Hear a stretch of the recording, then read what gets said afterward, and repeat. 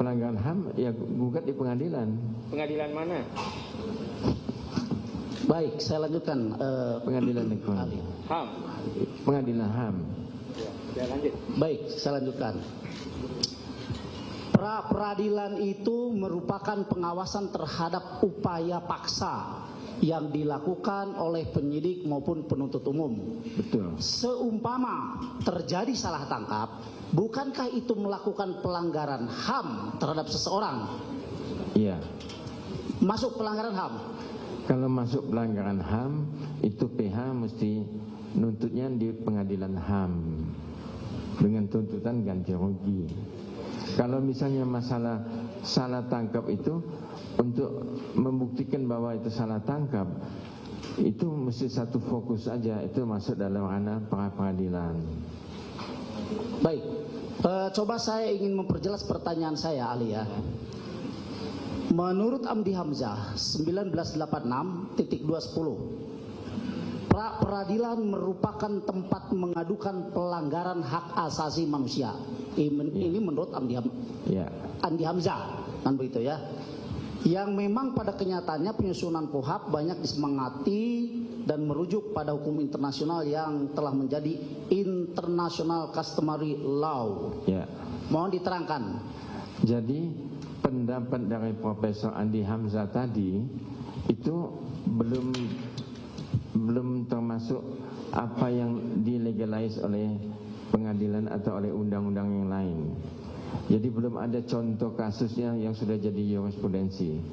Memang di dalam peradilan internasional, kebetulan saya dosen juga hukum pidana internasional, itu biasanya dilakukan di Belanda tuh, dengan istilahnya mahkamah internasional, mahkamah pidana internasional. Oleh karena itu, apa yang dikatakan pendapat Profesor Dr. Andi Hamzah itu belum ada contoh kasusnya atau yang sudah jadi jurisprudensi kayak Budi Gunawan atau misalnya Pak Menkumham atau misalnya lagi yang Dirjen Pajak tuh, itu sudah ada contoh. Nah ini kan belum ada satu jurisprudensi yang menyatakan bahwa pelanggaran HAM itu termasuk ranah dari pra peradilan sebagaimana pasal 77 sampai 85 KUHP. Itulah pendapat ahli. Baik, Ali, saya lanjutkan. Demi kepentingan hukum, bolehkah polisi melawan atau merubah putusan pengadilan yang sudah ingkrah? Nggak boleh itu. Tidak boleh. Iya. Nah, kami sebut contoh ya.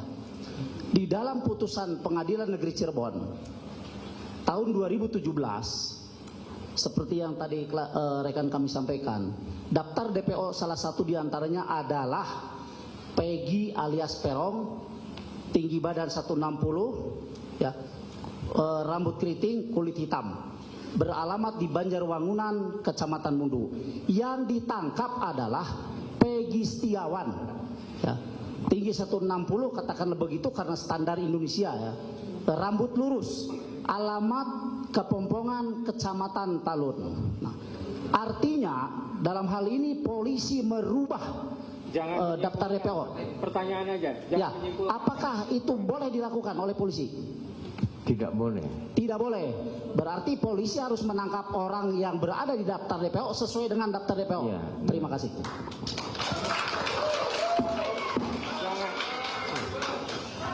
Jangan ditepuk tangan ya. Saya juga mau tepuk tangan juga, ditahan. Semuanya harus menahan.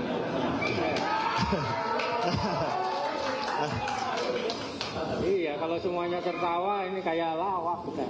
Iya. Lanjut, silakan kalau ada lagi. Saya lanjutkan. Yang baru ya, pertanyaan baru jangan. Ya.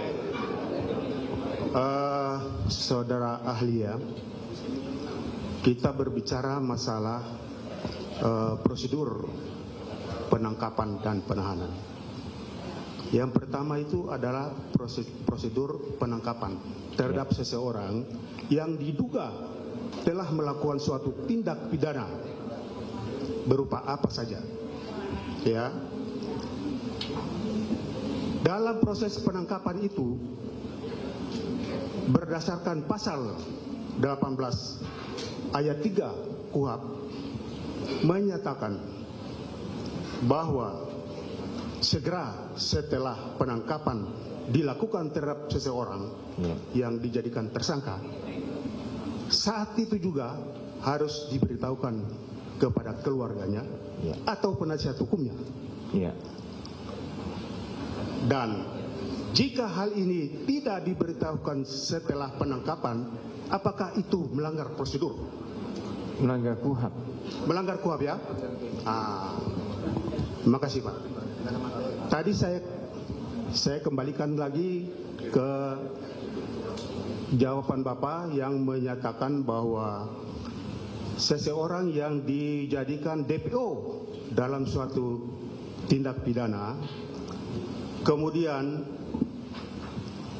setelah jadi DPO dia menghilang, dicari sama penyidik selama beberapa tahun,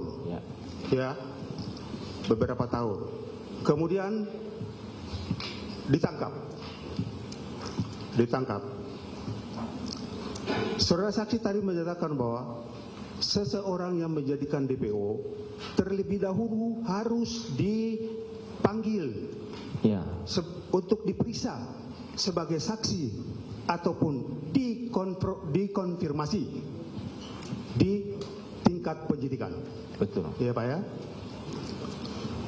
Apabila yang bersangkutan segera setelah dia ditetapkan sebagai DPO, kemudian dia tidak dipanggil sebagai saksi atau konfirmasi terlebih dahulu di tingkat penyidikan, apakah kemudian dia dijadikan sebagai tersangka dan ditangkap, apakah itu melanggar prosedur?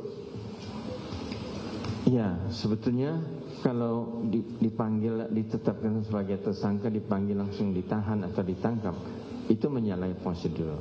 Menyalahi ya? Ya perlu dicatat karena Pak Panitera catat ini, itu menyalahi prosedur ya?